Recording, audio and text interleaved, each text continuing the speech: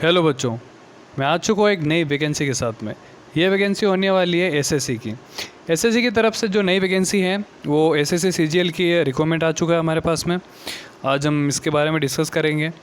इसके जो important dates क्या रहने वाली है, एप्लीकेशन फ़ीस क्या रहने वाली है और एज लिमिट के बारे में, और जो अदर जो पोस्ट हैं इन सब की योग्यता के बारे में हम डिस्कस करने वाले हैं।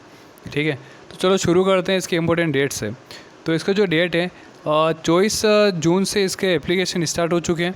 ठीक है, और इसके लास्ट होने वाले हैं 24 जुलाई को।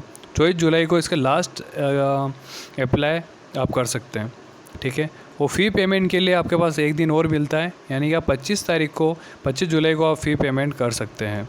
ठीक है, और करेक्शन डेट की मैं बात करूं तो 10/11 यानी कि 10 अगस्त को आप करेक्शन कर सकते हैं।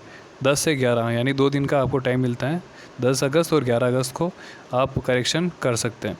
इसके बाद अगर मैं एग्ज़ाम डेट की बात करूं तो एग्ज़ाम डेट इसका जो टियर 1 है वो होने वाला है सितंबर या अक्टूबर में। इन 2 मंथ में आपके एग्ज़ाम हो जाएगा। और जो एडमिट कार्ड है वो जस्ट एग्ज़ाम से 1 सप्ताह पहले आपके पास अवेलेबल हो जाएगा। ठीक है, और इसमें जो टियर 2 यानी कि मैं बता दूं कि टियर 1 और टियर 2 दो इसमें एग्ज़ाम होते हैं। टियर 2 एग्ज़ाम है वो होने वाला है दिसंबर 2024 में। अब एप्लीकेशन फ़ीस की मैं बात करूं तो इसमें जो जनरल, ओबीसी और ईडब्ल्यूएस हैं उनके लिए 100 रुपये इसकी फ़ीस रहने वाली है। और जो एससी एसटी कैंडिडेट्स हैं उनके लिए इसमें 0 रुपये हैं, यानी कोई फ़ीस नहीं लगने वाली है। और ऑल कैटेगरी जो भी फीमेल्स हैं उनके लिए भी कोई फ़ीस रहने वाली नहीं है। अब जो करेक्शन फ़ीस है, चलो करेक्शन की बात कर लेते हैं। तो करेक्शन फ़ीस है जो फर्स्ट टाइम आप करोगे उसके लिए 200 रुपये चार्ज हैं। उसके बाद करेक्शन फ़ीस जो सेकंड टाइम आप करने वाले हो उसके लिए 500 रुपये। ठीक है, और ये सारा पेमेंट आप ऑनलाइन क्रेडिट कार्ड से, नेट बैंकिंग, यूपीआई से आप पे कर सकते हैं। ठीक है, अब मैं इसके बात करूँ एज लिमिट की, तो एज लिमिट जो मिनिमम एज है वो 18 साल होनी चाहिए इसमें, और मैक्सिमम एज है वो है 27 से 32 साल तक होनी चाहिए, यानी पोस्ट वाइज, यानी पोस्ट के हिसाब से 27 से 32 साल होनी चाहिए।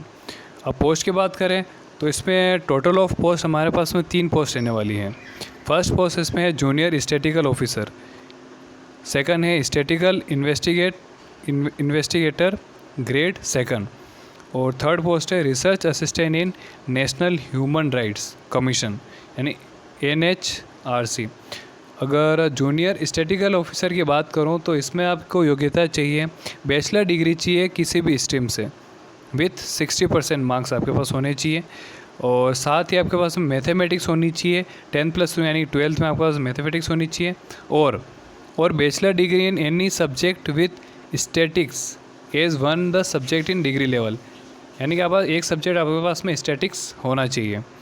अब स्टैटिकल इन्वेस्टिगेटर ग्रेड 2 की बात करें तो इसमें आपको बैचलर डिग्री होनी चाहिए किसी भी सब्जेक्ट के साथ में, और एक सब्जेक्ट आपका स्टैटिक्स भी होना चाहिए। ठीक है, अब research assistant in national human rights commission NHRC की बात करूं तो इसमें भी आपके बैचलर डिग्री होनी चाहिए किसी भी स्ट्रीम से, ये इसमें आप मान्यता प्राप्त हैं। और साथ ही ऑल अदर्स पोस्ट उनके लिए भी बैचलर डिग्री चाहिए आपके पास में, तो आप फॉर्म भर सकते हैं। ठीक है, तो अलग अलग डिपार्टमेंट के हिसाब से इसमें पोस्ट दे रखी है, तो आप वीडियो में देख सकते हैं। इसमें मैंने इस जो असिस्टेंट सेक्शन ऑफिसर ASO इसके अंदर डिपार्टमेंट के हिसाब से अलग अलग पोस्ट दे रखी है इसमें। ठीक है, और साथ ही इसमें बहुत सारी पोस्ट दे रखी है, आप देख सकते हैं इसमें वीडियो में। ओके, तो all the best for exam के लिए एंड फॉर्म भर दीजिएगा।